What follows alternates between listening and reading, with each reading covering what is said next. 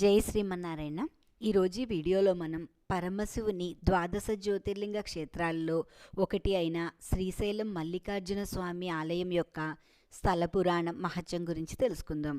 పరమశివుని ద్వాదశ జ్యోతిర్లింగ క్షేత్రాల్లో శ్రీశైల క్షేత్రం రెండవది.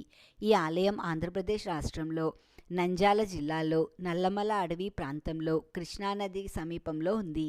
ఈ ఆలయంలో పరమశివుడు మల్లికార్జున స్వామిగాను, పార్వతీదేవి భ్రమరాంబికాదేవిగాను కొలవబడుచున్నది.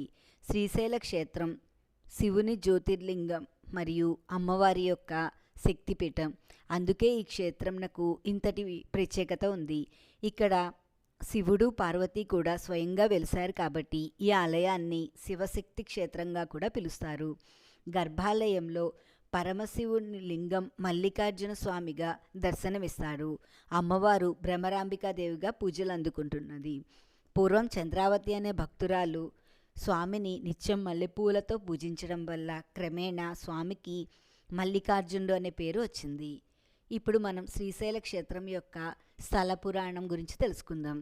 పూర్వం పార్వతీ పరమేశ్వరులు వినాయకుడికి గణాధ్యక్ష పదవిని ఇవ్వడం వల్ల కుమారస్వామి అలక చెంది భూలోకంలో నల్లమల అడవి ప్రాంతానికి వచ్చి తపస్సు చేసుకుంటూ చాలా కాలం ఉండిపోయాడు.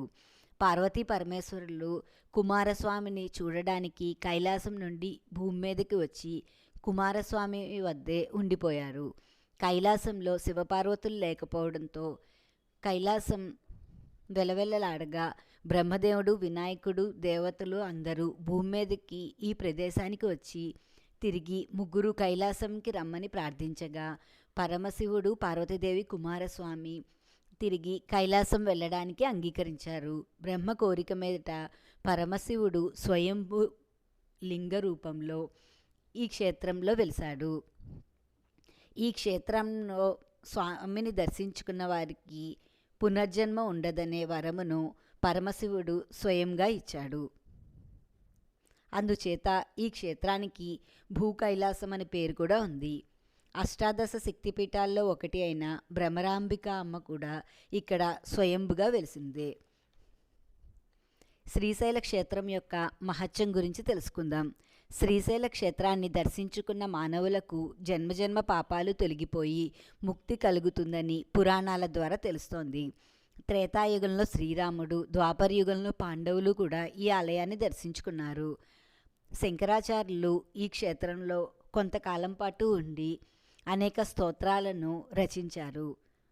ఈ ఆలయ సమీపంలో మల్లెల తీర్థం అనే జలపాతం ఉంటుంది. అంతేకాకుండా ఇక్కడ పంచమఠాలు కూడా ఉన్నాయి. ఇక్కడ 25 కిలోమీటర్ల దూరంలో సాక్షి గణపతి దేవాలయం కూడా ఉంది.